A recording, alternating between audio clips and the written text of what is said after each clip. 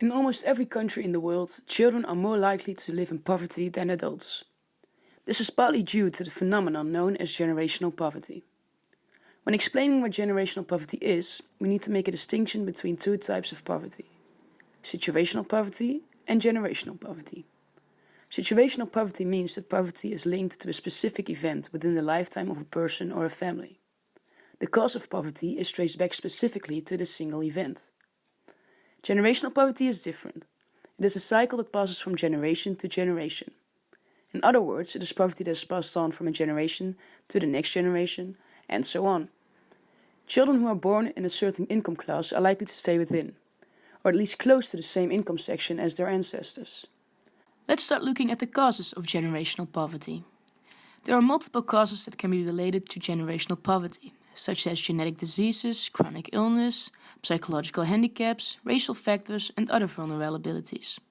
One example is family abuse. This can result in broken families, and as a result, the children are left alone with their mother. This makes it even harder to escape poverty, since single-parent families usually have lower incomes than two-parent families. However, the main cause of generational poverty is education. Parents with a low income are not always able to provide their children with sufficient education, and in some cases they cannot provide any education at all. A child with a lower level of education will have less career opportunities and is less likely to find a successful job. As a result, this child will probably remain in the same low income class as their parents, simply because the parents were unable to invest in the child's education. But how do we solve generational poverty? Currently, cash transfers are widely used by governments to help low-income families, even though research has shown that the effect of cash transfers is modest. Fortunately, there are other methods to tackle generational poverty. For example, the two-generation approach. This has been a broadly adopted strategy to break generational poverty. On the one hand, the two-generation approach includes parent-focused programs, such as workforce programs, training sessions about food and nutrition, or study support. On the other hand, it includes child-focused programs, such as early childhood development, health screening, and childcare. In the state Washington, a two-generation program was implemented through their Basic Food, Employment and Training program in 2011. Since the start of the program, more than 45,000 individuals have joined, and approximately 74% of them got employed. Also, a research conducted by the Aspen Institute shows that investing in high quality and early education can yield around 7 to 10% return per year. This is because social costs are reduced and the opportunities for a better career are improved. Besides the two-generation approach, we also have the three-generation approach, which not only focuses on current families, but also on future generations. It means that future policies could include trainings about family planning, improving the quality of children's development, or enhancing employment opportunities for future parents. In addition, there are other ways to solve generational poverty.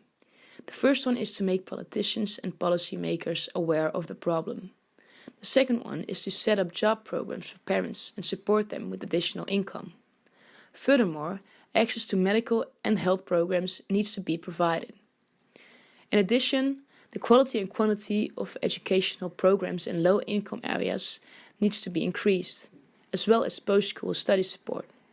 And adults coping with their traumas of generational poverty need to be supported.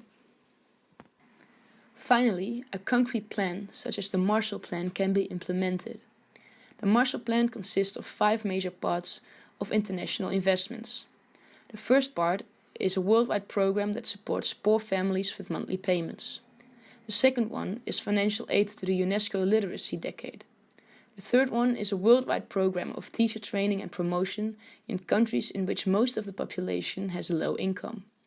The fourth part is financial aid to build schools in countries in which most of the population has a low income. And the last part is a school equipment program to make education available for everyone.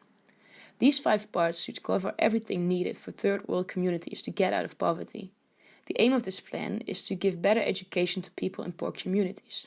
This will lead to more skilled workers, who can then earn greater salaries and therefore escape generational poverty. In practice, it seems to be very difficult to solve generational poverty. But one thing is sure: Generational poverty must be solved.